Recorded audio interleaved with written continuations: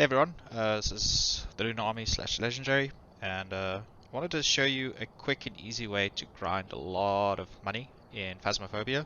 It's currently version 0.5.2.1, it's relatively new.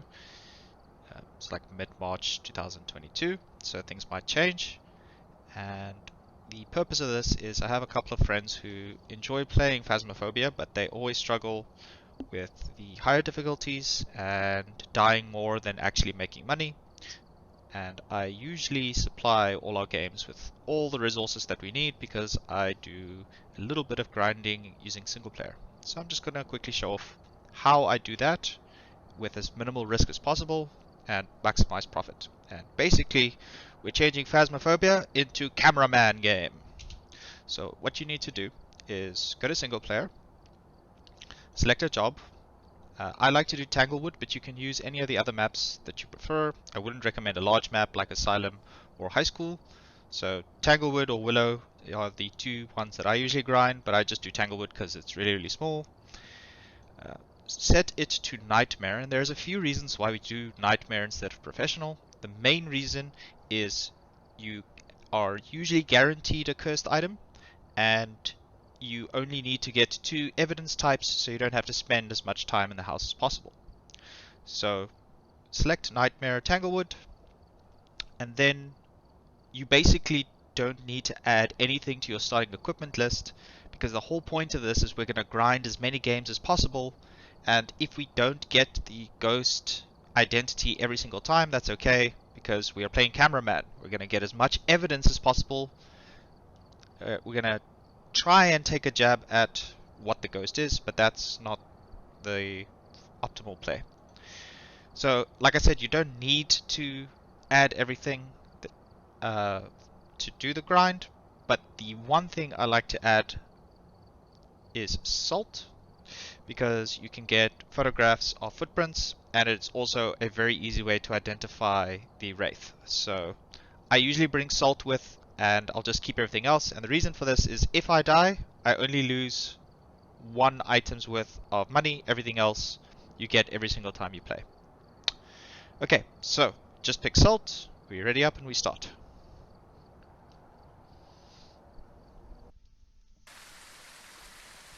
We've arrived. Check the equipment and get set up before investigating. And remember to check the whiteboard for help. New intel.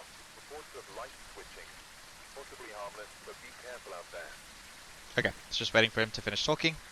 So you don't need to bother with the whiteboard at all. I mean, just see if you get it. There's always the chance that you get to make the ghost walk through salt or get a photo of the ghost, but honestly, I just ignore it. I don't even look at the bonus objective. So what I like to do is grab the key, and my starting loadout is video camera, EMF reader, and photo camera. Don't need to play with a flashlight at all. I do most of my investigation, thank you Lightning, with a video camera. And the reason for this is I like to look for ghost orbs while I'm in the dark. And the reason for this is when you find ghost orbs are always in the ghost room. So that's what if you find ghost orbs, then awesome, and you know exactly what room to set up in. But again, that's not entirely necessary. Alright, so when I go into the house, I'm going to speed run towards the electrical box locations. There's 2 of them in Tanglewood. One's downstairs and one is in the garage. And while I'm doing that, I'm doing 2 things. One, I'm switching on a couple of lights along the way so that when I do flick the power on, the lights go on. This will just help me navigate and keep my sanity up. And 2, I am listening for ghost interactions. So I'm listening for the doors being moved. I'm listening for objects being moved, because when I hear a door being opened, I want to run up and take a photo of the door. And if I have fingerprints, then I already have one of the evidence solved. So it'll just make my run go a lot faster. Okay, so I'm going to open the door. Thank you, Lightning. And then I'm going to run for the electrical box. So switch on a light there. Switch on a light there. And again, I'm looking for ghost orbs, and I'm listening for ghost interactions. Okay, electrical box is not here. I'm just going to check if there's... Okay, so here's an Ouija board. So you take out your camera, you take a photo of it, but you don't use it, because it just reduces sanity. There's always a chance that the ghost just immediately starts hunting. Just leave the ghost items, you don't need to use them at all. Sometimes the mirror is useful, but I usually just leave it. Okay. Okay, so I heard the ghost move something, so I'm just going to pull out my EMF reader real quick. Okay, so the ghost touched this door, you can see it's slightly open, so I'm going to take a photo of the door. I'm going to open my journal, and I got fingerprints. So this is a fingerprint ghost. Okay, and now I'm just going to switch on the power.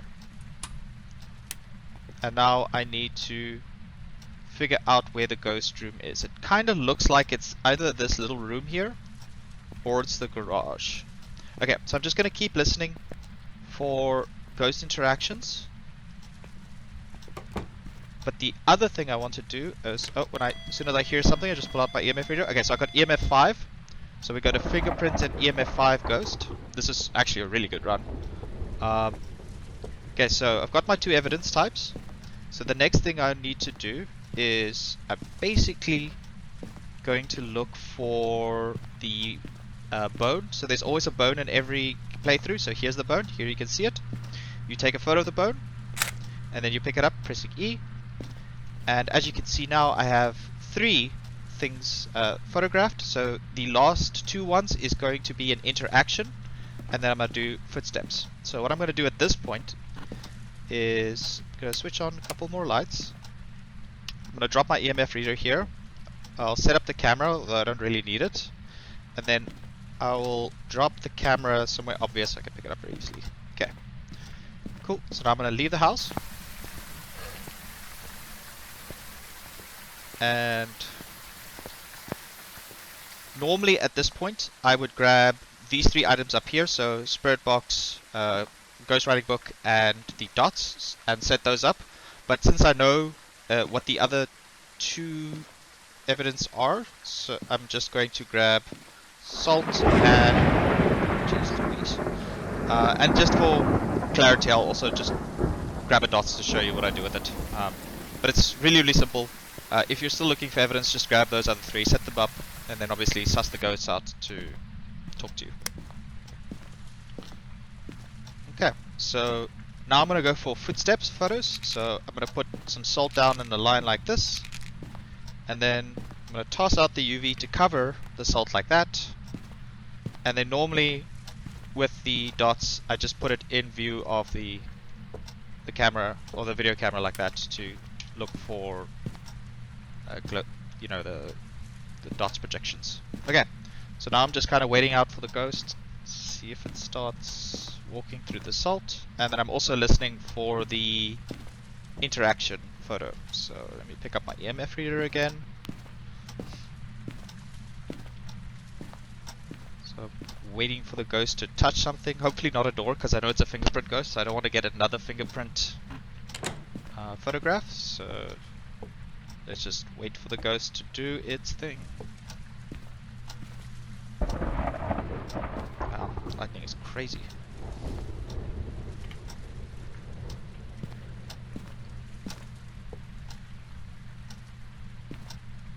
Okay, nothing yet.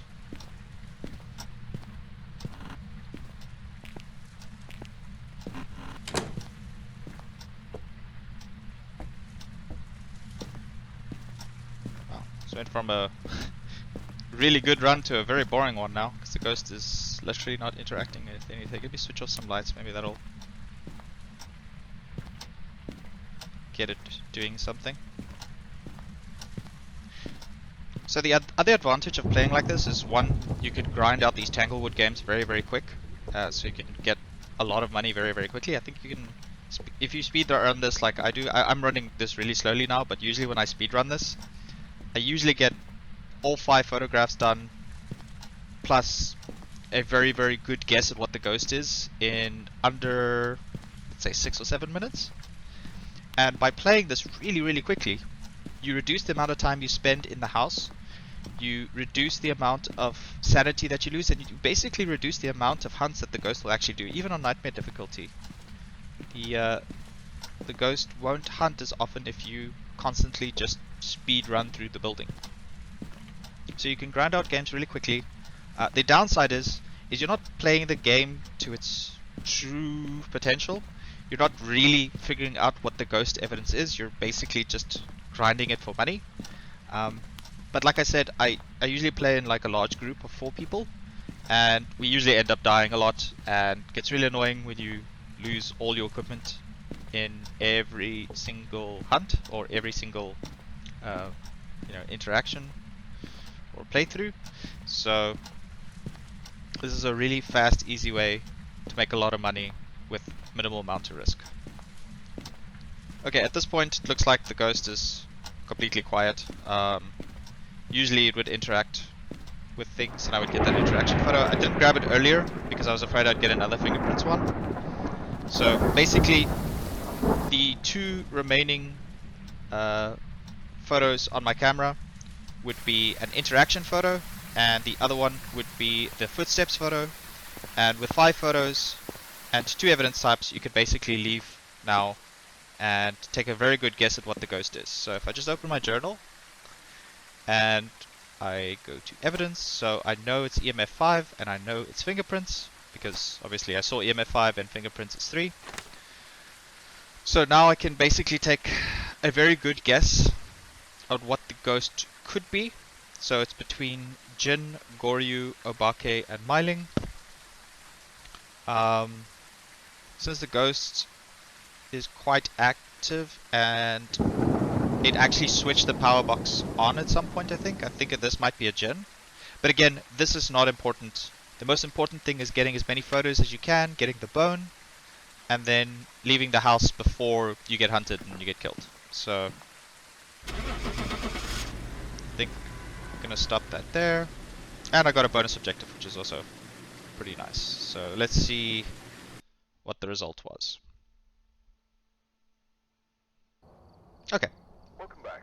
There's some jobs ready So for you. it was a Jin, and I used my understanding of how ghosts interact and how they behave under certain conditions to take a very good guess at what it is.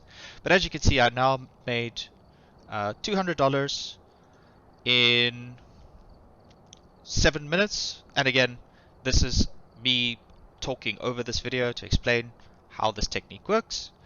But just following my sort of guide will allow you to get a lot of money really, really quickly. And you can do these speed runs in quick successions, so you can easily make, $1,000 to $2,000 in maybe like an hour's worth of gameplay, as opposed to playing with a full team on a large map and you spend 40 minutes searching for 3 evidence on professional and then you end up making like $160. So if you want to grind, you want to have a lot of money, this is a great way to do it. Again, my suggestion for running through the map is as follows. You want to play on Nightmare because you're always guaranteed a photo of the cursed item. Plus, you only need to get 2 evidence types. That's actually a benefit, in my opinion, as opposed to having to look for 3. And then you want to get a photo of the cursed item. You want to get a photo of the bone. You want to pick up the bone. You want to take a photo of an interaction and a footstep.